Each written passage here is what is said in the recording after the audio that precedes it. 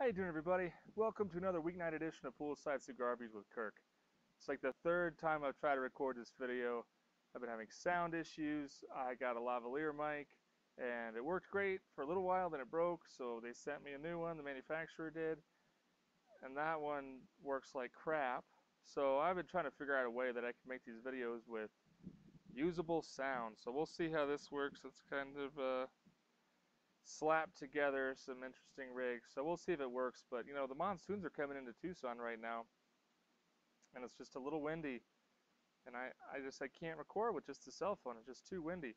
This is actually a pairing that I wanted to share with you earlier in the week, um, and that is the Esteban Carreras 211 with a Dos Equis Azul.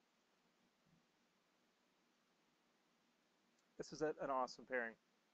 This 211. This is the second one I've smoked this week.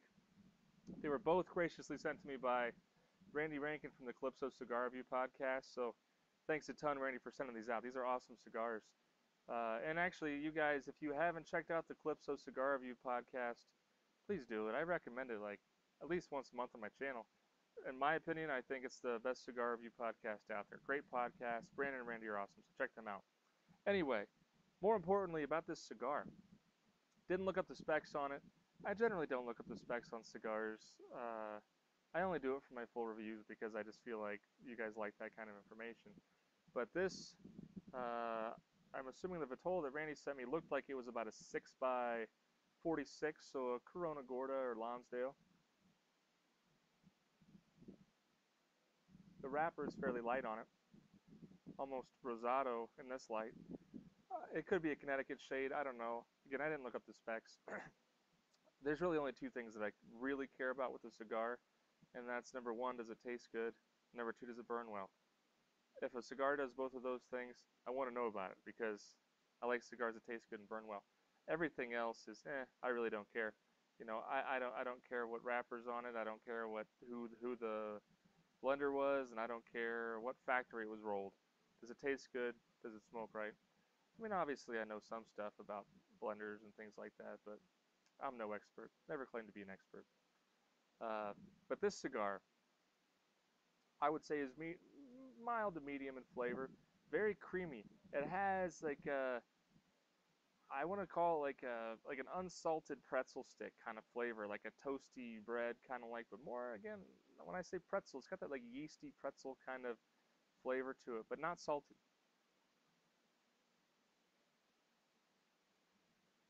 Very creamy and a very nice retrohale. Very smooth. And the beer is really interesting, this Dos Equis Azul. You can't really get this outside of a variety pack, I don't believe. That's how I got it. It was a variety pack from Dos Equis, so it was all some of their brands. It was 4 6-packs basically. It was all in one big case. It was a sixer of Sol, Tecate, Dos Equis Lager, and then this Azul. And the Azul is a beer brewed with spice, blue agave nectar, and caramel color. You really get the sweetness from that agave nectar. If you've never cooked with agave nectar, it's kind of like it looks like a dark honey. It's kind of honey-like. Tastes great. It's an awesome substitute for simple syrup if you're making homemade margaritas. So I definitely recommend checking out agave nectar if you never have. You know, if you're like me and you like to make cocktails now and then, it's something good to have on hand. But it's got that sweetness and that like a wheat beer taste. To me, this tastes almost Blue Moon like. If you like Blue Moon, you'll like this. I mean, it's a Mexican beer, so it's easy drinking. I mean, you've probably seen me.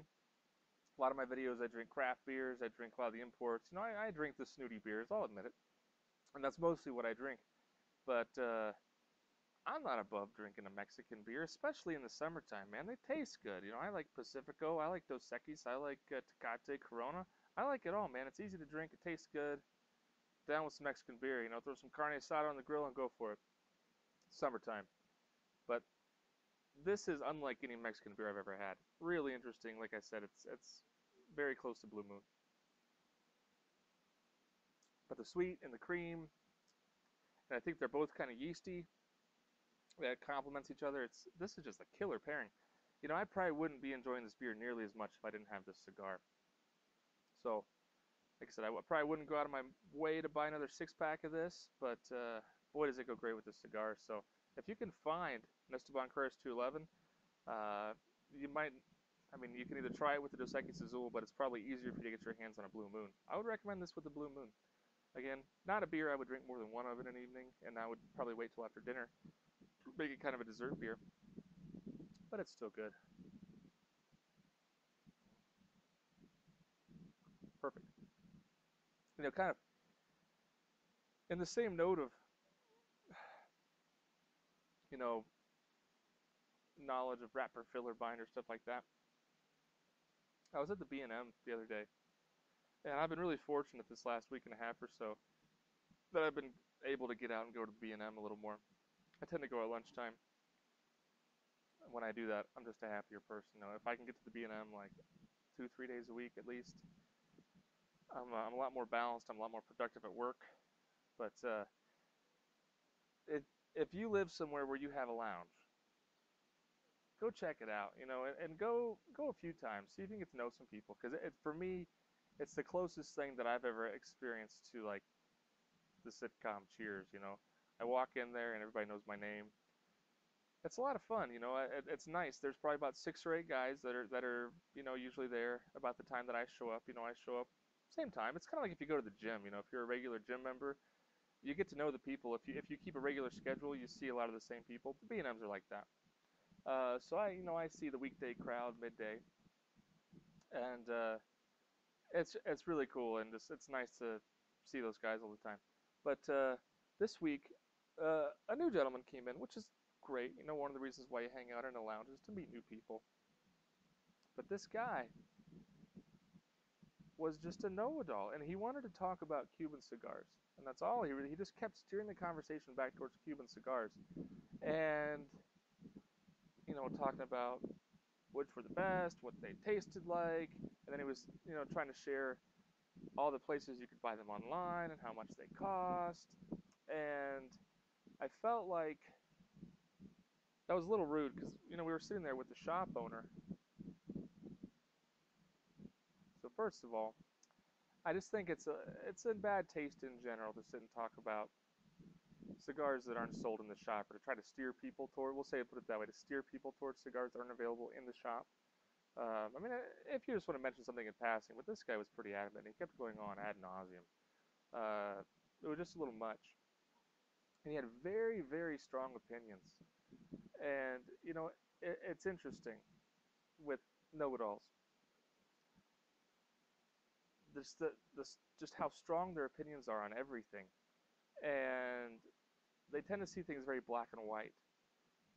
And that's completely different from my experience of the world and of knowledge in general. I mean, I've been smoking cigars, taking the hobby pretty seriously for about 3.5 years. I smoke a lot of cigars, and I spend a lot of time reading. I get some magazines in the mail, and I spend a lot of time, in the forums or just reading in general. I tend to be more of a fly on the wall in the forums. I tend to read more than write because I don't have the time to write. But either way, I take the hobby fairly seriously. I've had this YouTube channel for about a year, so even after that, and again, I'm no expert, never claimed to be an expert. Um, I just feel like I've barely scratched the surface on cigars. There's tons to try. I mean, I don't know how much I smoke in a week. This time of year, probably 7, 10. But there's just so much to know. There's so much to try that my opinions just aren't that strong. And even like in my professional life, I'm a fairly educated individual. I don't have a PhD or anything, but I have a few years of schooling under my belt, some different degrees and things. And in my field, I'm fairly specialized. And I find that the more education I have, the longer I work in the field, the more that when people ask me my opinion, just the more disclaimers and caveats and footnotes that I put on things, because you realize that I think when you start to become very educated in a field, or at least more exposed to it, you kind of learn that things really aren't that black and white. You kind of learn the breadth of subjects, and that's any subject. I mean, it could be finance or it could be cigars. I mean, there's no way one person can know everything there is to know about cigars. And what really gets me is people who just really keep an air of expertise about them. Because in my experience, the people that I really respect, the people who I feel are very knowledgeable and very educated, tend to be more humble about their knowledge. You know, they don't tend to be braggadocious. And I feel like people who are, the people who are continuously spouting off about this or that, or very strong opinions, or even telling people how much they know, um, they tend to be idiots who don't have a lot else going on in their lives, which is kind of sad. But luckily for me, I don't have to listen to it. So anyway, I feel like this video is taking a negative turn, and that's not what I wanted at all. Because it's a beautiful night, sharing this cigar with you, and drinking this beer. It's good stuff. Um, so anyway, go ahead and let me know if you've had the Esteban Carreras 211. What did you think of it? I think this is just a bang up mild to medium cigar. It's just fantastic. I need to get some more Esteban Carreras cigars. All the Esteban Carreras cigars I've had I've really liked. So thumbs up from me. This is very good. I haven't had many cigars that had this kind of flavor profile, and I might go back and start visiting some more like mild to medium cigars because I feel like a lot of the fuller bodied cigars tend to have the same flavor notes. But that's anyway, that's a conversation for a different day. So thanks a lot for stopping by, guys. I really do appreciate it. Uh, Let me know if you've had a 211. Let me know if you deal with know-it-alls. You deal with know-it-alls in your professional life, and you ever deal with cigar know-it-alls? I mean, you're on YouTube. If you're on YouTube, you've seen cigar know-it-alls. They're out there. They leave a lot of comments. So anyway, just wanted to say hello. Share this pairing because it's fantastic. And as always, I would like to leave you with my advice to, you know, the key to eternal happiness, I say. Keep your feet in the pool, a drink in your hand, and a cigar in your mouth. Have a good one, everybody.